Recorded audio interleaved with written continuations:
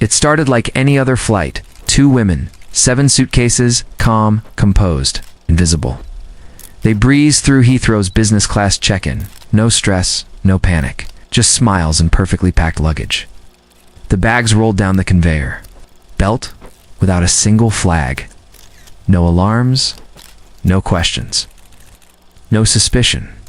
But hidden beneath the layers of designer clothes and travel essentials was something far more dangerous than any weapon. Vacuum sealed, densely packed, millions in clean, untraceable currency. This wasn't about drugs or guns. This was about money. And a lot of it started with a suitcase. Not one packed with danger, no explosives, no firearms, no drugs, just clothes. Toiletries, a few designer items, and over £500,000 in cold, hard cash, vacuum sealed and hidden beneath the surface. It glided through Heathrow Airport's business class check-in like any other piece of expensive luggage. No alarms, no suspicion. It's just another quiet departure to Dubai. And that was exactly how Abdullah Muhammad Ali bin Bayad. Alisi wanted it. No noise. No drama, just precision and silence. Because this wasn't just smuggling. This was an empire. From the outside, there was nothing flashy about Abdullah. No gold chains, no designer shoes, no Instagram posts flashing, Bentleys or watches. He didn't party in VIP clubs or get followed by paparazzi. He didn't need to. He was already sitting on top of one of the largest private money laundering operations the UK had ever seen, and almost no one knew his name. His secret? He didn't smuggle products. He smuggled money, and only money, millions of it clean, untraceable, disguised as travel luggage, fun vacations, and first-class getaways. It was genius in its simplicity. He used Heathrow, one of the busiest, most advanced airports in the world, as a highway in his cargo. Cash from the streets of Britain proceeds from drug trafficking, organized crime, black market operations. All of it washed clean with one simple destination: Dubai, the city of gold, glass towers, and no extradition. On New Year's Day, as fireworks lit the skies across Europe, Abdullah quietly boarded a flight from London to Dubai. He had 11 large suitcases with him. He filled out his customs form and declared £700,000 in cash. Legal? Technically suspicious? Maybe. But he smiled, wore a tailored jacket. His documents looked official. His bags were accepted without question. And just like that, the first step of his empire was complete. He didn't run. He didn't hide. He walked right through the front door, the suitcases full of money. But that flight, that wasn't the job. It was the blueprint, a test run, a trial. And it worked. Over the next few months, Abdullah made 10 more flights, each time carrying more money. By the end, he had personally moved nearly £6 million without ever triggering. Suspicion? No alarms. No arrests. Just business class. Big bags and business as usual. And then, he scaled. Because once you know the system, you don't play the game, you build your own.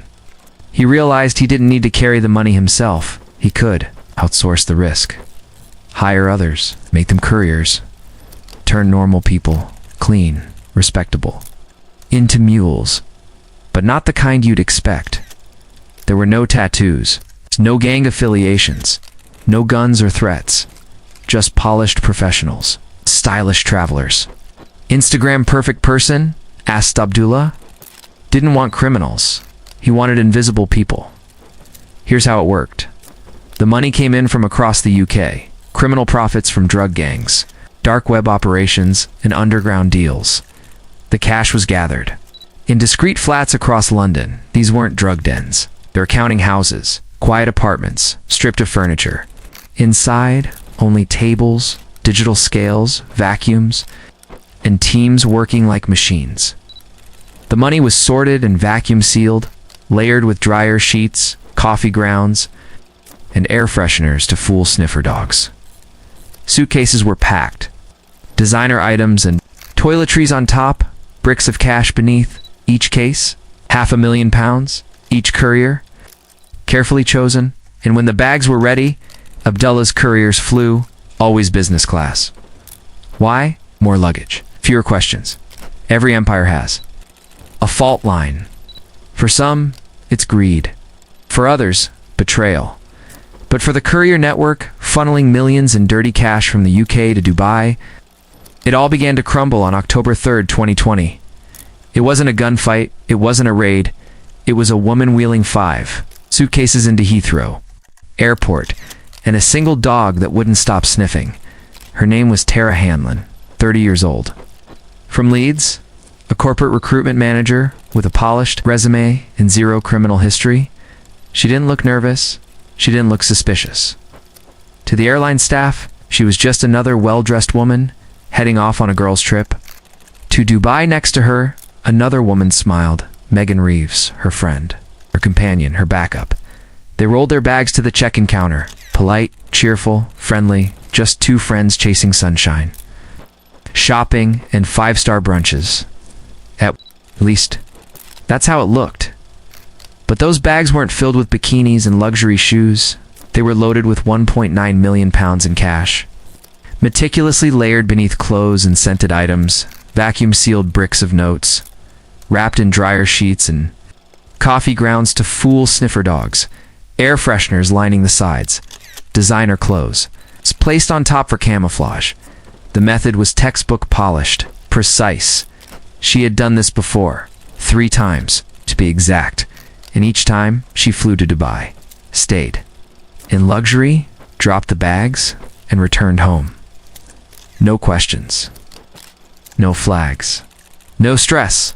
Until flight number 4. As Tara wheeled her cases to the conveyor belt, something changed. A sniffer dog, stationed nearby by Border Force, suddenly stopped. One sharp sniff, and its handler froze. The dog wouldn't budge. It had picked up something. Officers moved in. A quiet conversation. Us. A request to search her luggage. Tara smiled, said it was just clothes, vacation things. But when the officers opened those bags, the truth unfolded like a bad dream. Bag after bag, money stacked like tiles, bundled, sealed, and hidden beneath layers of scented materials. The final count? 1.9 million pounds. In nearly pristine notes, Tara's smile vanished. The questions began. And the empire began to crack. They confiscated her phone at first. It seemed like a routine seizure. But inside that device was something more valuable than the cash. She carried a roadmap, messages, itineraries, flight confirmations, instructions. Everything had been scripted, down to how she should smile at check-in, when to walk in line, and what to say if someone asked her about her bags. The sender? A woman named Michelle Clark. And it was only the beginning. Michelle's texts were clear, deliberate, and professional. She wasn't just guiding Tara, she was managing her. Like an executive handles a project, and Tara wasn't her first courier. Police discovered messages referencing previous trips. Where Tara had successfully moved, 1.4 million pounds in August, pound 1.5 million in September. 600,000 pounds just weeks earlier. Without incident, the phone revealed even more. Michelle was asking Tara to recruit more couriers. She wanted 12 more people, and Tara was making a list. Her criteria? Fit, silent, reliable. 3 words that define Michelle's empire. But who was this woman? Who was Michelle Clark, and how had she built such a powerful machine from the shadows? A former executive assistant at Sky TV, Michelle had lived a quiet life in the UK, married, 2 kids, no criminal record. But sometime after 2019, she moved to Dubai, and everything changed. On paper, she was just another British expat enjoying luxury life abroad. But behind encrypted apps and burner phones, she was constructing something else entirely. A command center. A cash smuggling machine so smooth, so efficient, that it operated like a corporate supply chain. Tara was just one part of the engine. She wasn't coerced. She wasn't threatened. She volunteered, and so did dozens of others. They were flown out of UK airports, business class, always with 4 to 5 large suitcases. They carried forged documents, fake letters from Omnius Gold Trading, signed and stamped. To make it appear official, handlers met them in Dubai, received the bags, and vanished. The couriers checked into a 5-star hotel, sipped cocktails by the pool, and returned home. No direct contact, no exchange. No trace. The genius of the system wasn't just in its logistics. It was in how ordinary it all looked. Tara Hanlon didn't look like a criminal. Her friend, Megan Reeves, didn't either. Neither did the dozen others eventually named in the investigation. Were invisible, and that's exactly why they were chosen. Michelle Clark wasn't recruiting gangsters. She was building a network of ghosts, people, who blended in perfectly. Young, stylish, presentable, no prior offenses. No street-level ties. People who could walk through an airport carrying millions in dirty money and never raise a single eyebrow. Behind it all was the infamous group chat, Sunshine and Lollipops. Innocent name. Ruthless execution. Inside, Michelle issued instructions with surgical precision. What to quote suitcase model to use, what airport to fly from, what to say if questioned there. No phone calls, no slip dash-ups, no emotion, just silence. And cold, efficient movement. Each courier was given a burner phone, pay-as-you-go. Single mission. No reuse. Once the trip was over, the phone was to be destroyed. Michelle didn't just run a network. She ran a military-grade laundering machine. But even the best machines wear down in Tara. Hanlon's arrest was the first dent in the armor, because once investigators had her phone, they didn't just have her name, they had everyone's. Flight manifests, baggage records, hotel bookings, every detail logged and traceable. And what began as a single arrest was now the beginning of a global takedown. The National Crime Agency moved fast but quietly. No press, no leaks, just silent observation. One courier at a time, they knew now that Tara wasn't acting alone. She was a piece, an important one, still just one. Her arrest triggered a chain reaction. Names began to spill. Arrests followed, and at the center of it all, one name remained untouched: Abdullah Alisi, the ghost architect. While the network began to unravel in the UK, Abdullah stayed in Dubai. Calm, protected. Distant, he had built the system. Okay, but others ran it. He kept his hands clean. No direct messages, no travel after 2020.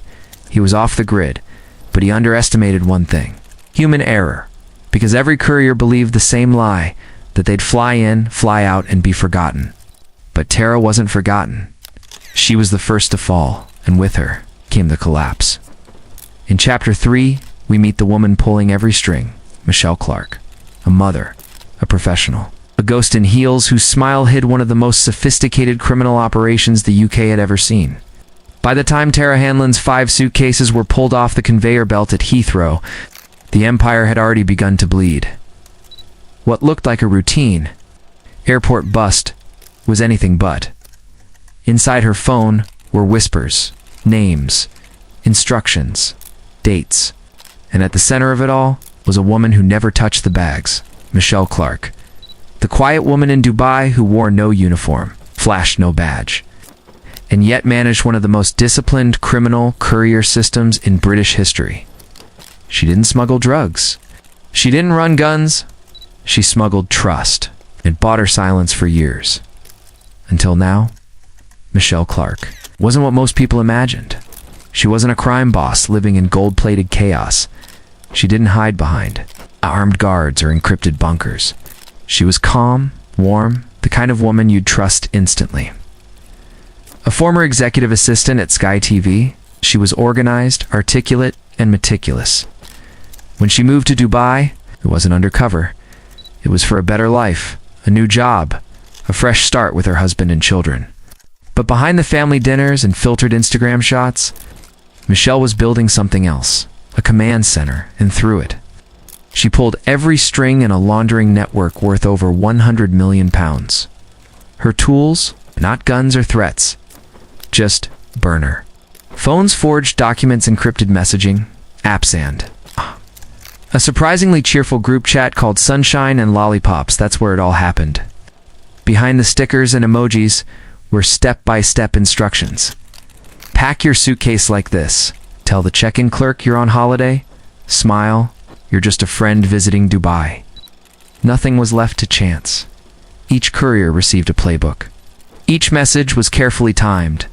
Michelle didn't just communicate, she orchestrated. She booked flights, secured hotels, managed money flow, and even vetted each courier personally.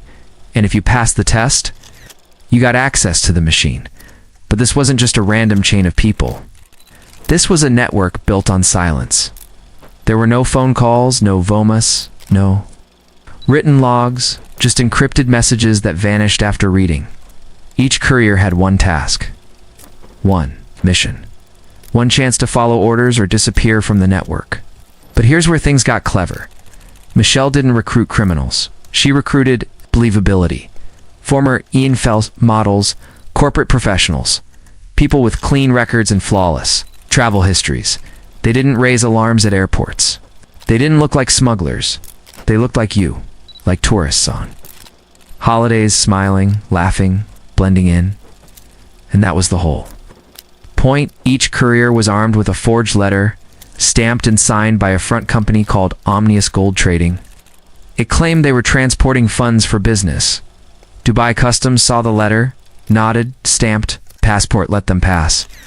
The handlers met them outside the airport, took the bags. The job was done. The courier spent a night or two at a resort, then flew home with a tan and a bonus envelope of clean money. No arrests, no risks, no loose ends. Until one day, loose ends started to fray. It was called Sunshine and Lollipops. A name so harmless, so cartoonishly cheerful. It could have been a Playdate group chat or a thread for moms sharing cookie recipes. But behind the emojis, behind the innocent pings and cheerful tone, was one of the most tightly controlled criminal courier systems in modern UK history. This chat didn't share memes.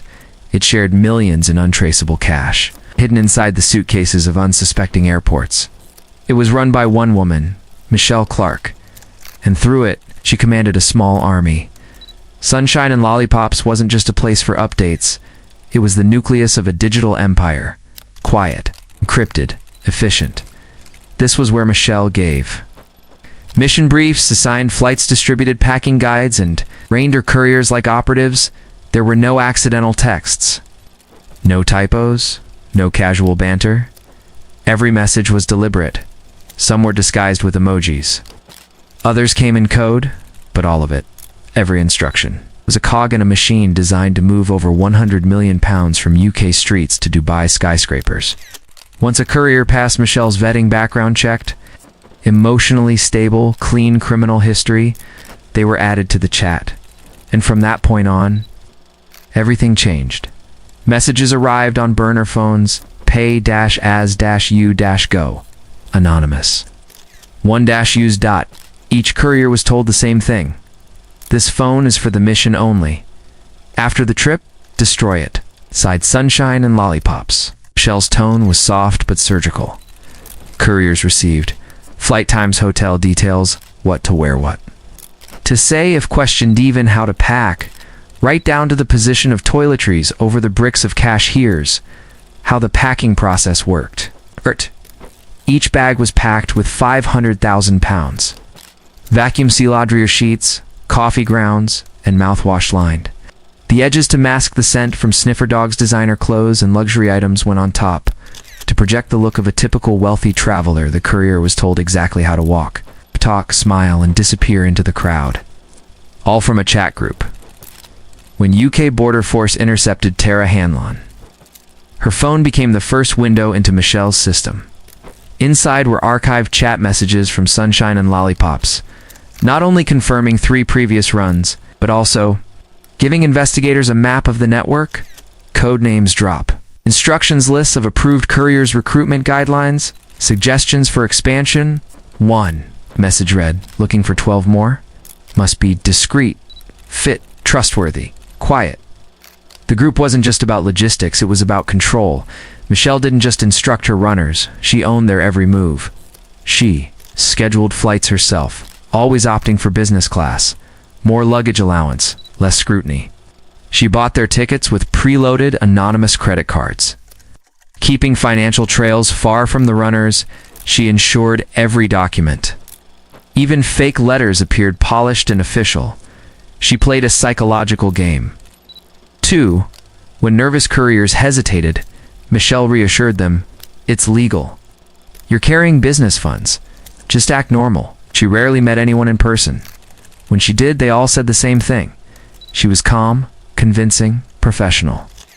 One runner said Michelle carried herself like a diplomat, and it wasn't far from the truth. She claimed to be working for an embassy. A lie, but a brilliant one.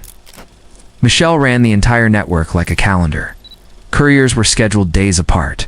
Never overlapping, each had specific airport instructions. Some were told to travel together, pretending to be friends. Others flew solo too.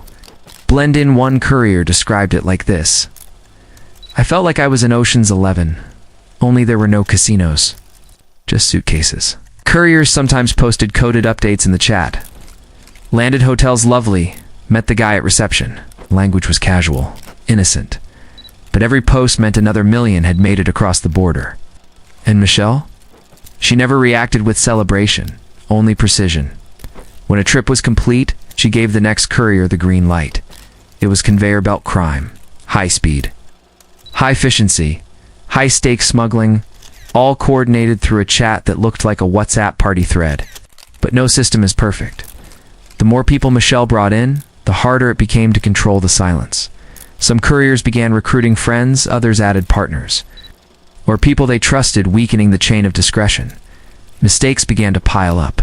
Suitcases were flagged for being too heavy. Dogs started sniffing out the scent. Nervous couriers made inconsistent statements, and Michelle's perfect machine began to strain. After Tara Hanlon's fall, the NCA moved quietly. One by one, phones were seized, revealing fragments of the group chat. The messages were always the same instructions, the same forged letters, the same exact flight numbers. Airports, even hotel check-ins. His pattern was undeniable. Michelle's fingerprints, digital, encrypted, indirect, were everywhere. But there was a catch. She was still in Dubai, and Dubai doesn't extradite for money laundering still. Investigators began to build a web. Beatrice Ati, 16 coordinated trips. Amy Harrison, 3 flawless runs. Nicola Essen, 19 suitcases, over 6 pounds. 5 million. Jonathan Johnson and Joe Larvin, 5 million pounds in 2 trips each. One had been part of Sunshine and Lollipops. Each one followed Michelle's orders to the letter, but slowly, the network collapsed. One courier led to the next. One phone unlocked another. Every chat message, every document, every forged ID pulled Michelle Clark further into the light. She had no criminal record, no history of violence, no digital bragging, no Instagram posts, no BENTLEYS, no private jets. She operated in absolute silence. And yet, she had moved hundreds of millions in illicit cash, with nothing more than suitcases, polite couriers, and a group chat that looked like a joke. The machine ran for years, all from Michelle's phone. But once the arrests began, Sunshine and Lollipops went dark. Phones were destroyed, chat logs deleted. The system collapsed inward. Michelle hasn't left the UAE since. She remains under investigation. It's wanted by the UK, but untouched by extradition laws. The woman behind the group chat is now the final piece of a shattered empire. And while others serve time in prison, Michelle still walks freely in Dubai, but the walls, they're closing in. In Chapter 5, we turn the spotlight on the couriers themselves, the influencers, professionals and everyday people who carried millions, and now face years behind bars. Who were they? Why did they say yes? And how close were they to getting away clean? They didn't look like criminals. No tattoos, no prison records, no mugshots in some government database. They were clean, polished, stylish. Even a former model, an HR manager, a headhunter, a personal trainer, even a mother of 3. These were the human couriers. The ordinary people turned million-pound money mules in Michelle Clark's silent empire. They didn't carry drugs. They didn't run guns. They carried something far less traceable: cash and each of them thought they could get in, get paid, and walk away invisible. They were wrong. It started with one flight, then two, then dozens. A single suitcase held 500,000 pounds. Some couriers flew with 5 from 2020 to 2021. Over 80 flights left the UK with smuggled currency carried by people who, on the surface, fit in perfectly. They didn't scream cartel, they screamed middle class. Because that's who. Michelle Clark recruited and trained to vanish in plain sight.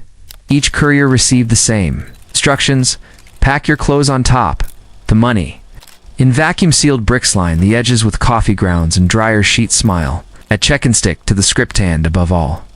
Don't ask questions. Tara was the first to fall. A corporate recruitment manager from Leeds, smart, stylish, career-driven. She claimed she was doing it to pay for cosmetic surgery, but police found messages on her phone showing she was recruiting others, helping expand the network before her arrest. She'd successfully smuggled 3.5 million pounds into Dubai across 3 flights. On her 4th run, she was caught with 1.9 million pounds. She received 34 months in prison, but Tara wasn't alone. She was just the first piece of the puzzle. Michelle didn't just recruit strangers. She recruited friends, colleagues, referrals. Some came willingly, others hesitated, but were lured in with promises of £3,000, £5,000 per trip, free business class tickets, luxury hotels in Dubai, no drugs, no danger, just luggage. It sounded safe, it sounded smart. But what they didn't know was they were being watched. Jo Larvin was a former model once known for dating boxer Joe Calzaghe. She was approached in Knightsbridge, London by Michelle Clark herself. The offer? £3,000 and a trip to Dubai? 1 run. She agreed and brought along her partner, Jonathan Johnson, corporate headhunter. Both were cautious. In one text, Johnson even asked, "Do you think the bags look suspicious?" But in the end, he flew. Together, they made 2 successful runs, smuggling nearly 5 million pounds. They were finally arrested in March 2022. Jo Larvin received a 24-month suspended sentence with 200 hours of unpaid work. Johnson received a 12-month suspended sentence. They were lucky. Others weren't. Beatrice Audi, 26, from Fulham, had a media background. She hesitated at first, worried the job wasn't legitimate. Michelle calmed her fears with official-looking company letters: flight details, step-by-step instructions of and fake training certificates soon. Beatrice wasn't just flying, she was organizing. She arranged 16 trips, including her own. At sentencing, she received the longest punishment of all the couriers, 42 months in prison. Her crime? She'd crossed from mule to manager. Amy Harrison, personal trainer from Surrey. 3 flights, no drama, no mistakes. But Amy was more than just a mule. She helped with logistics. She helped pack. She stayed silent when her turn came. She cooperated in return, she was spared jail. At 56, Nicola Essen didn't fit the profile. She wasn't flashy, she wasn't online, she didn't leave a digital trail, but across 3 trips, she carried 19 suitcases, her total 6.5 million pounds. She was sentenced, but, like Amy, avoided jail after pleading guilty. Not all the runners were caught. Some used fake names, some had no phones, no social media, no digital fingerprints.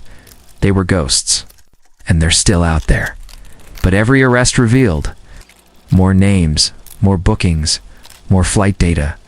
The machine was coming undone as the arrests piled up.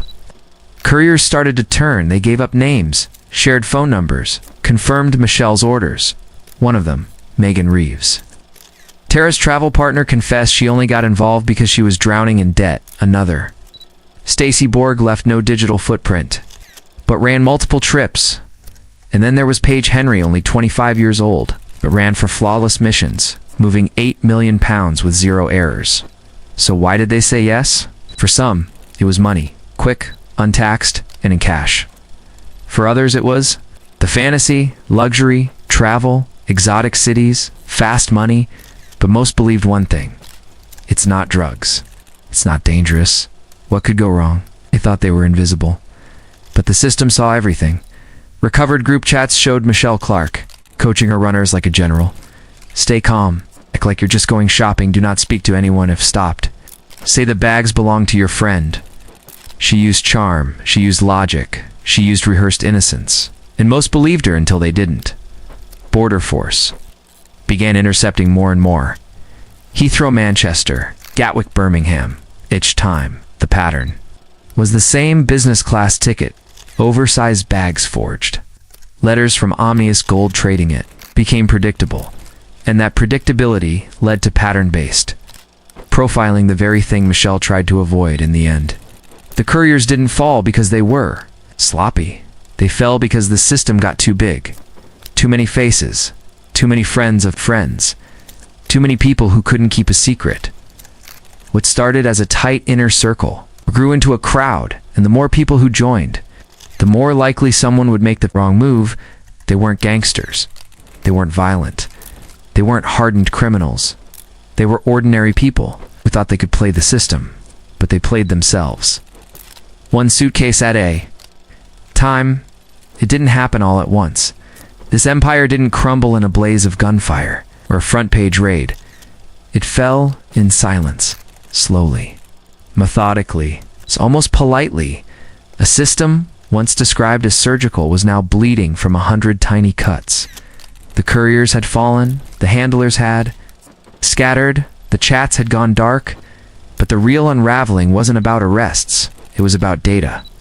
Digital trails, luggage tags, boarding passes, burner phones that weren't burned.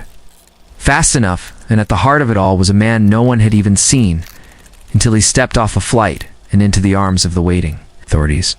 By late 2021, the National Crime Agency had stopped chasing individual couriers. They were doing something else, now reconstructing the machine. From the ashes of every seized phone, every confiscated suitcase, and every hotel receipt, they were stitching together a blueprint of how the system worked. The result: criminal network with over £100 million laundered more than 80 luxury flights, a dozen logistical managers, over 40 confirmed couriers, dozens of shell companies forged. Documents and false flags. Each arrest revealed another node in the web, and every thread they pulled led to one name: Abdullah Muhammad Ali bin Bayat al-Falasi. A name almost no one had heard. No police record, no flashy lifestyle, no bragging online. Just a man from Dubai with a clean passport and a quiet demeanor. He wasn't running from the law. He was walking above it. He didn't push drugs. He didn't carry weapons. He moved money, and no one, not even the people working for him, fully understood how big the operation had become. It started small. January 2020. New Year's Day, Falasi boarded a flight from Heathrow to Dubai with 11 suitcases. He declared just under £700,000 in cash. It looked legal, looked clean, but it was just the beginning. Over the next 10 flights, he moved nearly £6 million. All personally, no middlemen, no couriers. It's just him. Until one day he stopped flying. Not because he was done, but because the system no longer needed him. He had outsourced everything, and that's when the network exploded. Falasi's method was simple, elegant even: cash. In London, gold. In Dubai, for a 10% commission, he offered organized crime groups a one-stop solution. He booked the couriers, managed their paperwork, coordinated the handlers, cleaned the money in Dubai. Using gold conversion, he created a financial freeway. Out of the UK at its height, over £100 million in criminal money passed through his invisible hands, cleaned and converted. No trace left behind. But the system's flaw wasn't technical. It was human. It cracked on October 3rd, 2020. At Heathrow Terminal 5, Tara Hanlon. 5 large suitcases. Another woman by her side, Megan Reeves.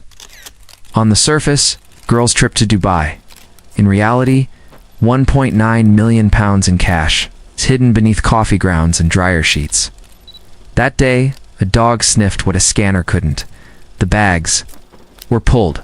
Hanlon was questioned, and the system, once silent, began to talk. What followed was a forensic masterclass by the NCA.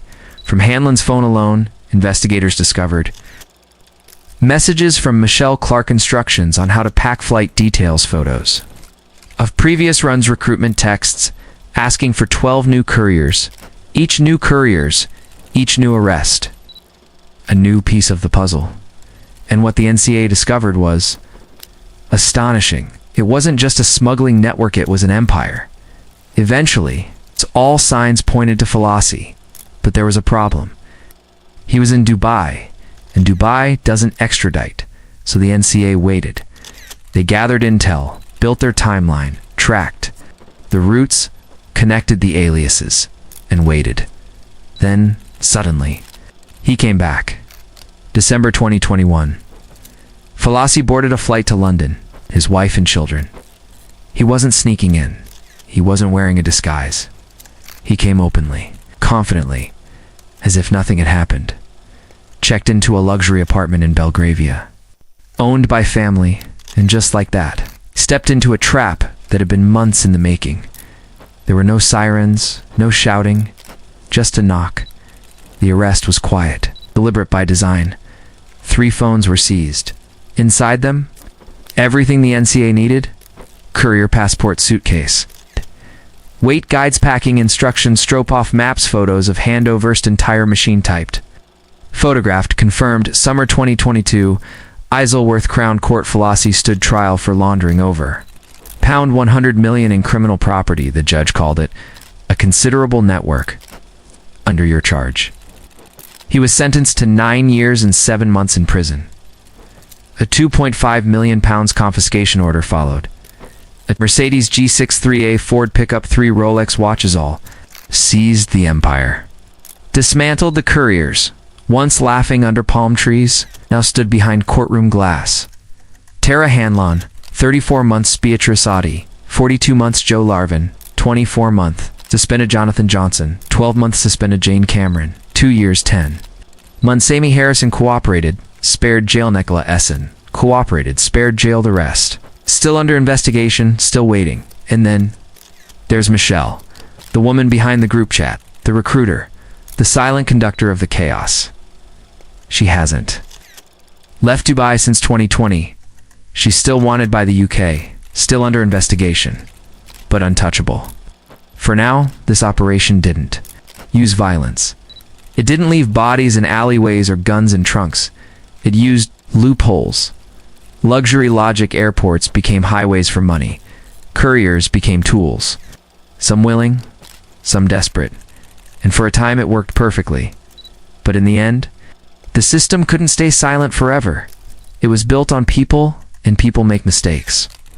When one domino falls, the rest don't just tip, they crash. And once Tara Hanlon was caught at Heathrow, the empire didn't shatter overnight. It splintered. Piece by piece, the silence that had protected this underground network for so long was breaking. Phones were seized. Data was traced. The network, once invisible, was now in the crosshairs, and the dominoes. They were falling fast. When investigators opened Hanlon's phone, they expected a courier's messages. What they found was a command center group. Chats filled with imaginable instructions, names, faces, passport scans, flight schedules, and courier briefings, but more importantly, dash connections, to Michelle Clark, to Omnius Gold Trading, to dozens of other couriers. The phone didn't just give the NCA suspect. It gave them a directory. The National Crime Agency quietly began Operation Bridgeline, though. Codename for a sprawling covert investigation targeting every name connected to the smuggling network they used. Flight records, border checks, CCTV footage, hotel bookings, travel patterns, digital forensics. The investigation grew exponentially. Every courier had another contact. Every trip led to another run. Every suitcase opened revealed more names. And now, the game had changed. Jane Cameron. Czech national, Heathrow. Bags packed with £1.3 million.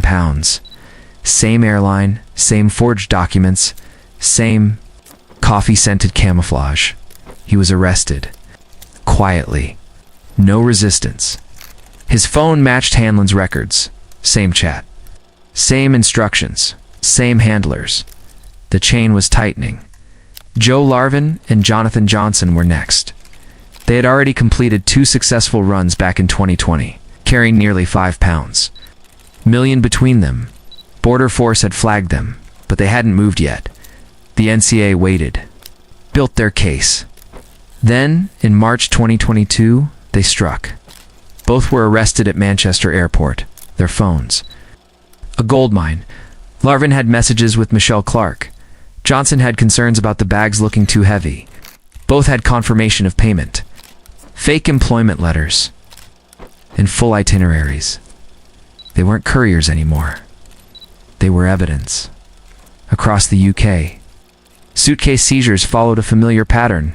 4 to 5 bags each weighing over 30 Kagahim-sealed bundles coffee grounds. Fabric softeners. Air fresheners always, business class tickets always. Letters from Omnius Gold Trading. The NCA had a profile template that helped them track new flights before they even took off. The entire system had become predictable, and predictable systems are the easiest to take down. After Tara Hanlon was arrested, Megan Reeves, the woman traveling with Heard, did something unexpected. She cooperated. She confessed her reasons. She was drowning in debt.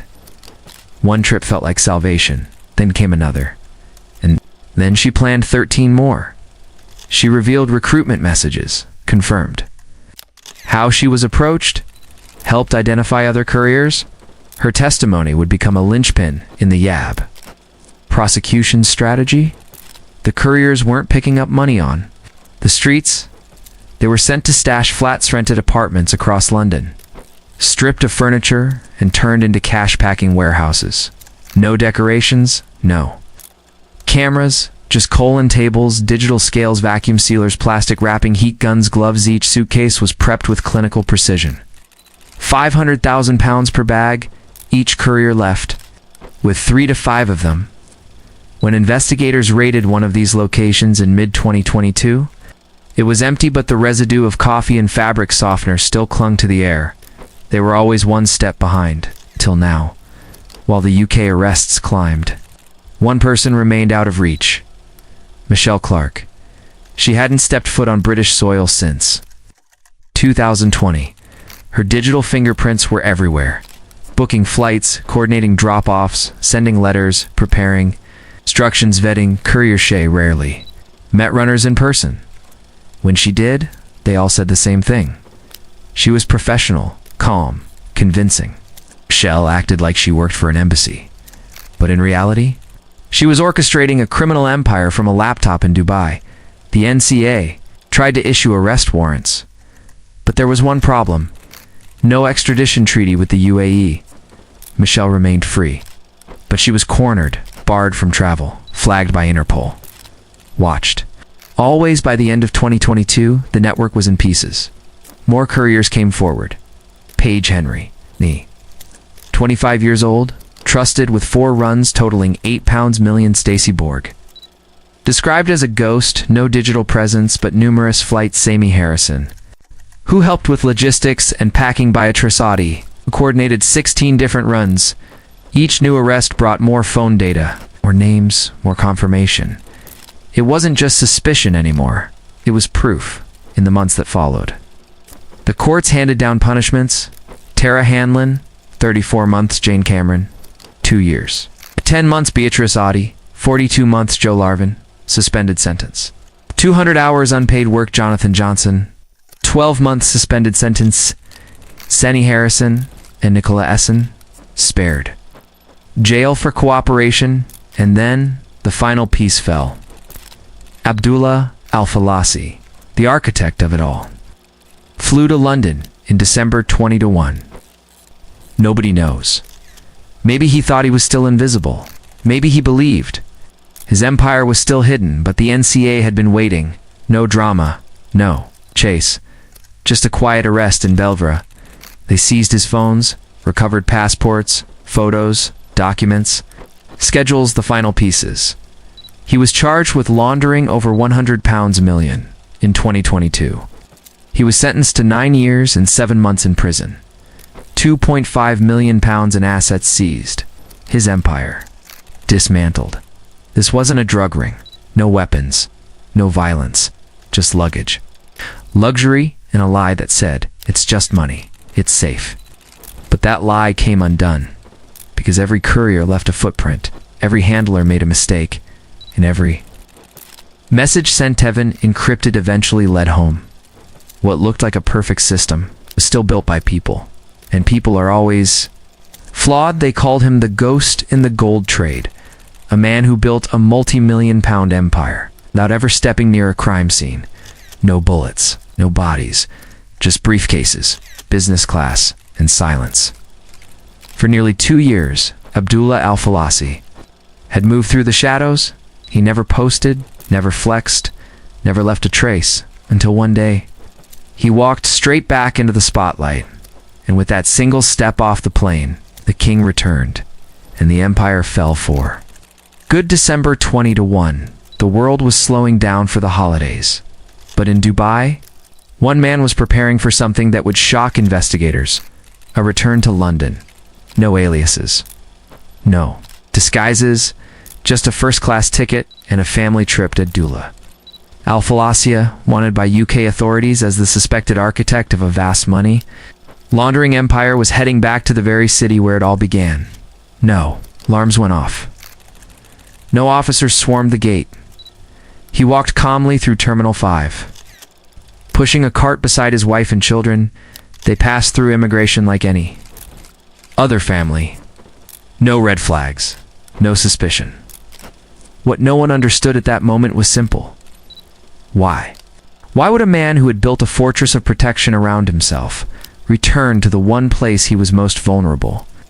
Falasi checked into a luxury apartment in Belgravia, one of London's wealthiest districts. The flat wasn't rented under his name. It belonged to a family connection. He wasn't hiding. He wasn't running. He was comfortable, like a man returning home. But what he didn't know is that the walls were already closing in. For months, the National Crime Agency had been watching, waiting, preparing. They had digital records of his logistics courier communications payment trails, forged documents. Linked to omnious gold trading, they knew he was the one pulling the strings. But with no extradition agreement with Dubai, he had been untouchable until now. When he landed in London, the NCA didn't act immediately. They waited, watched. They needed proof days later, around lunchtime. They moved. There was no chase, no shouting, no drama, just a soft knock. And when Abdullah opened the door, it was over. He didn't fight, didn't run, didn't even speak much. The agents seized 3 phones, and in those phones, the entire story unfolded. Inside those devices, investigators found photos of courier passports, packing checklists, luggage. Photos travel itinerary, Shondoff instructions documents linking directly to Omniest. Gold Trading One message even included a step-by-step script for a courier on what to say if stopped at the airport. It was all there. The blueprint of the empire. Typed out. Photographed and time-stamped. The ghost had left fingerprints, and they were everywhere. The king stood trial.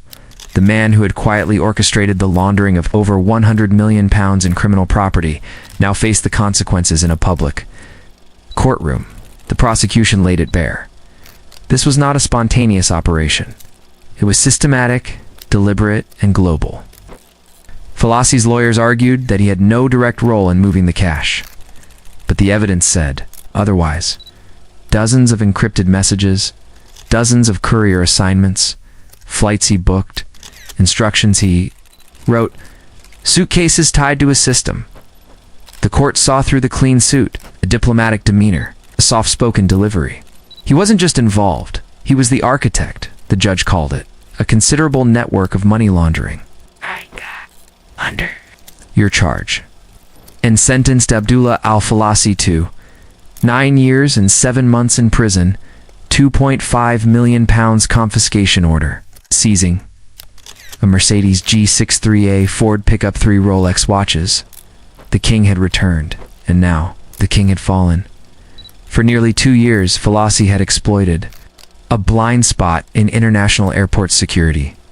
He used Couriers who looked clean, flights that looked routine, cash that scanners weren't built to detect. And he was never touched until he touched down himself.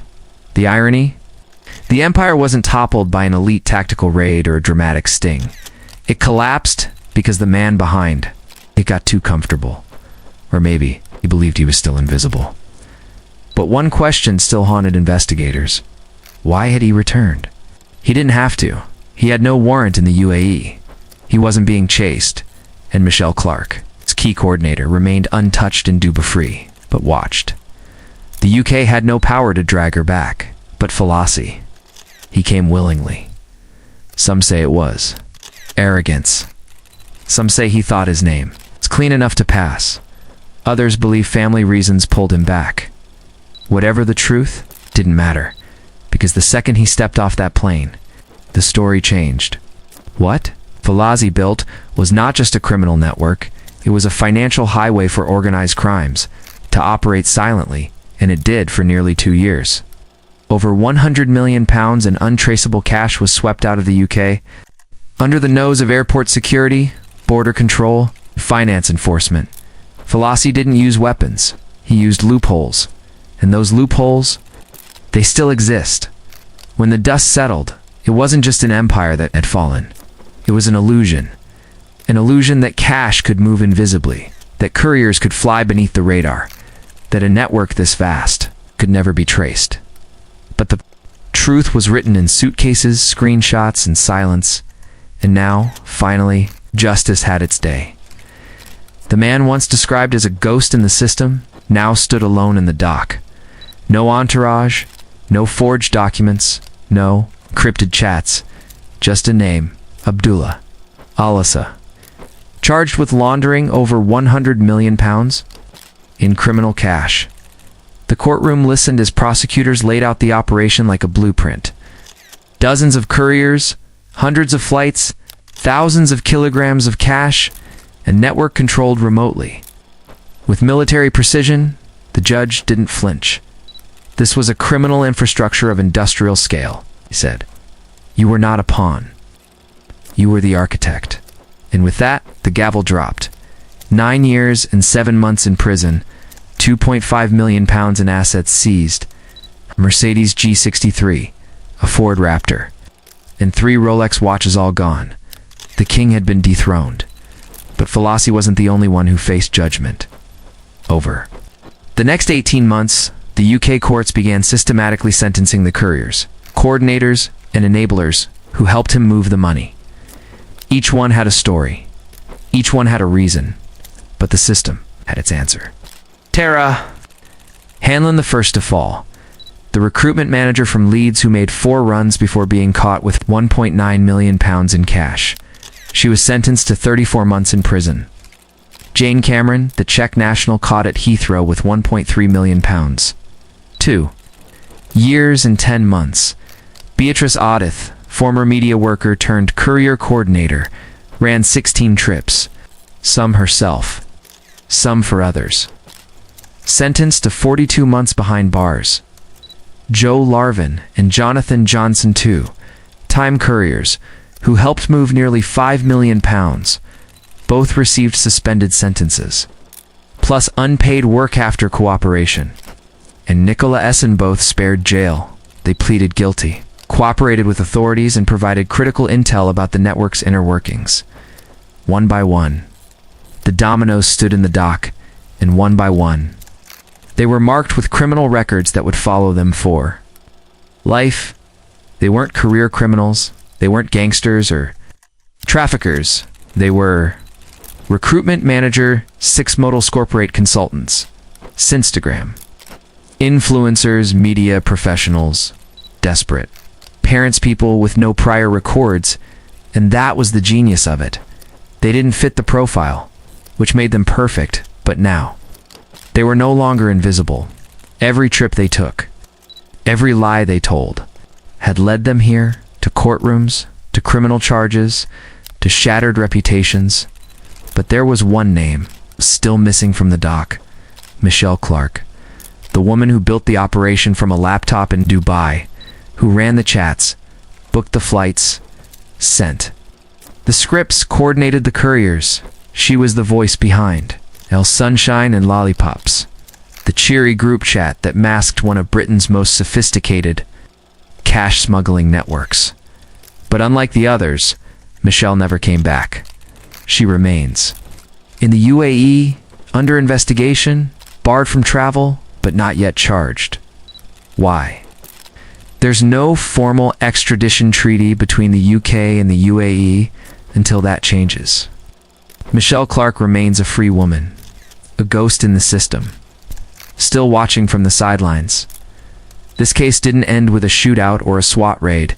It ended in courtrooms, on paper, through evidence and silence. But behind the drama, one question remains: how did this happen in the first place? The answer: loopholes.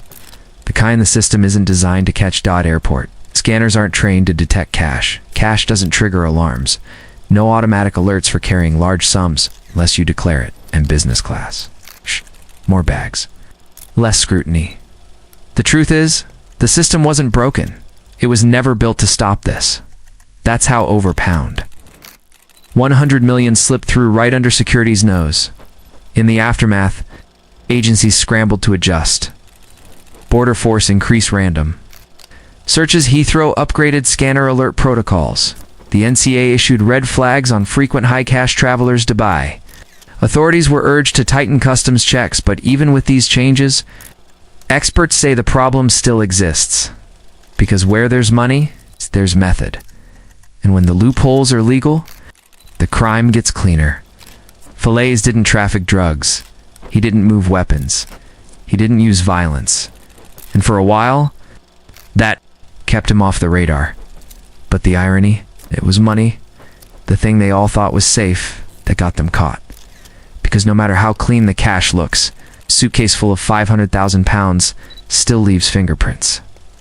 So, was justice served legally? Yes, the king is behind bars, his assets seized, the machine dismantled. But morally, it's harder to say. Michelle Clark walks free. Dozens of couriers served light or no sentences. The loophole that enabled the crime, still wide open. And somewhere someone is watching this case and planning the next one. Because criminal empires don't die, they adapt. And just like that, the empire built on silence, shadows and suitcases is gone. No shootouts, no blood, just vacuum-sealed cash and a loophole wide enough to fly a plane. Through, for a while it worked, but the truth always leaks. One courier got caught, and the whole machine collapsed. They weren't gangsters. They were ordinary people, turned into tools. Some paid the price, others disappeared. The system caught up, but the question remains: was it justice or just damage control? Because while this network is gone, the blueprint is out there, and the next one, smarter, faster, already boarding. Maybe the scariest part of this story isn't what they did, but how is the Lee they did it? So tell us, was justice truly served? Or was this just a warning shot? Drop your thoughts in the comments. If this series gripped you, if you want more real-life crime stories raw, untold and true, subscribe. Turn on notifications and stick with us. Because somewhere, out there, another empire is already being built, and no one's watching yet.